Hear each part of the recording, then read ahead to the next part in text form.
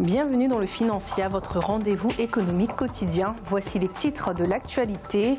La production agricole dans le sud-ouest du Cameroun, financée par la BID.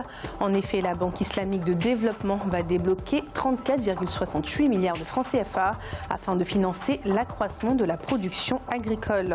Dans l'actualité également, le gouvernement tunisien optimiste quant à l'avenir économique. Les autorités prévoient un taux de croissance à 2,5% en 2018 et 3,5% en 2019. Et puis en fin d'édition, nous ferons un point sur l'évolution des marchés boursiers africains.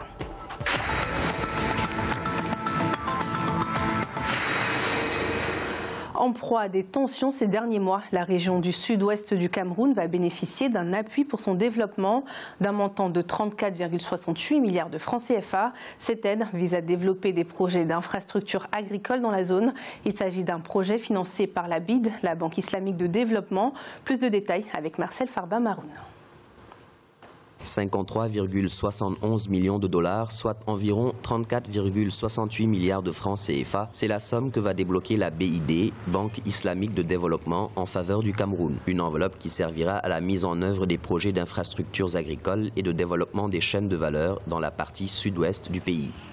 L'enveloppe servira à financer les missions spécifiques visant l'accroissement de la production agricole, à faciliter l'accès aux services sociaux publics de base, dont l'eau, l'assainissement, l'éducation et la santé. S'inscrivant dans la stratégie pour la croissance et l'emploi pour la décennie 2010-2020, le projet de développement des chaînes de valeur agricoles a pour objectif de contribuer au développement inclusif des activités relevant du secteur agricole. Pour ce faire, les autorités tablent sur une augmentation du rendement, mais aussi la promotion et le renforcement des activités génératrices de revenus.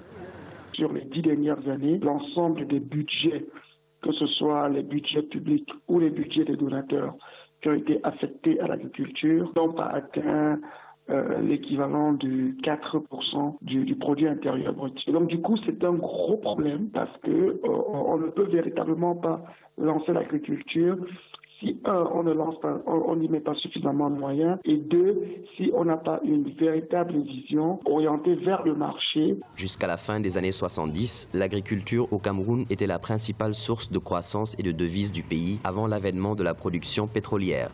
En 2004, elle représentait 44% du produit intérieur brut. Environ 56% de la population active camerounaise pratique l'agriculture avec seulement 15,4% de terres arables. La lutte contre la contrebande s'intensifie au Kenya. Le chef de l'État, Uhuru Kenyatta, en a fait l'une des priorités de son mandat. Les autorités ont récemment procédé à la destruction de marchandises de contrebande d'une valeur de 1,5 milliard de shillings kenyans, soit environ 1,4 million de dollars. Une décision nécessaire selon le chef de l'État pour protéger les entreprises locales et donc l'emploi des jeunes dans le pays. Selon les autorités, le commerce illicite serait l'une des causes indirectes du taux de chômage qui se situerait actuellement à 11%.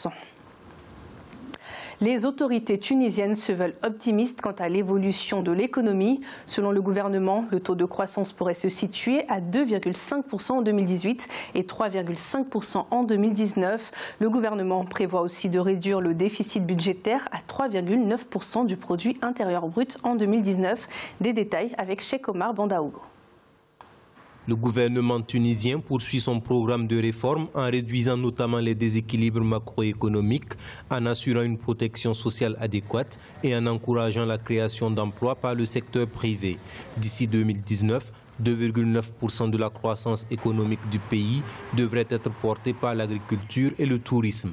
Le ministre conseiller chargé du suivi des réformes majeures, Taoufik Raji, estime que le taux de croissance pourrait atteindre les 3,5% en 2019. Il y a eu un effort de la part du gouvernement qui a été la coordination entre les différents départements, c'est-à-dire les différents ministères dans ce gouvernement.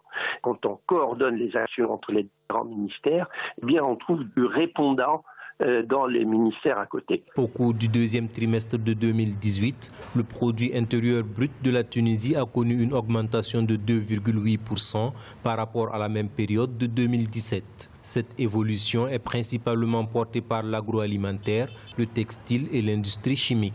Il faut que l'agriculture, comme vous l'avez mentionné, soit bien reprise en main, surtout en termes d'infrastructures agricoles qui doit être modernisée. Contrairement aux prévisions des autorités, celle du Fonds monétaire international indique que la Tunisie devrait réaliser un taux de croissance de 2,4% en 2018 et 2,9% en 2019.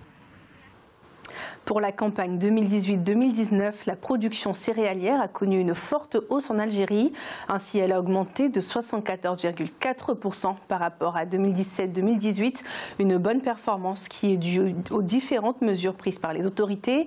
Parmi celles-ci, l'augmentation des surfaces cultivables.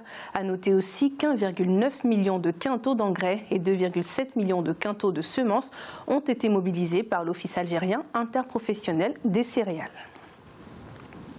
Les mesures d'austérité s'intensifient en Tunisie. Ainsi, le gouvernement vient d'annoncer l'augmentation pour la 4e fois de l'année du prix du carburant, une hausse d'environ 4% qui vise à réduire le déficit budgétaire et à appliquer les réformes exigées par les bailleurs de fonds internationaux. Suite à la chute de son économie lors des révolutions du printemps arabe en 2011, la Tunisie, sous la vigilance du FMI, a mis en place des mesures d'austérité visant à relancer son économie. Nous allons écouter l'analyste Hichem Benyaïch, expert en géopolitique. La Tunisie, pour pouvoir bénéficier d'une tranche d'aide, pour pouvoir se sortir de la situation, doit obéir en tout cas à un assainissement des finances et surtout une discipline pour réduire tous les coûts et les gaspillages liés au train de vie de l'administration. Et dans la situation aujourd'hui, c'est une situation qui exige une phase d'austérité, une phase vraiment où le pays doit compter ses sous pour pouvoir réduire surtout la dette et sortir de ce cycle infernal de l'endettement. Le pays n'a plus d'argent, les dépenses sont considérables de l'administration et de certains secteurs. Nous allons à présent faire le point sur l'évolution des marchés boursiers africains. En Afrique australe et dans l'océan Indien, l'indice de l'île Maurice augmentait de 0,02%. La bourse de Johannesburg était en hausse de 1,58%. L'indice de Nairobi chutait de 2,73% et l'indice Gaborone était en baisse de 0,07%. En Afrique de l'Ouest et centrale, la BRVM d'Abidjan perdait 0,06%. L'indice nigérian était en baisse de 0,68%. Et la bourse du Ghana augmentait de 0,15%. En Afrique du Nord, la bourse marocaine était en baisse de 0,55%, celle de l'Égypte baissait de 0,34% et l'indice tunisien augmentait de 0,42%. C'est la fin de cette édition du Financial. Merci de nous avoir suivis. On se retrouve bientôt pour un nouveau rendez-vous de l'économie.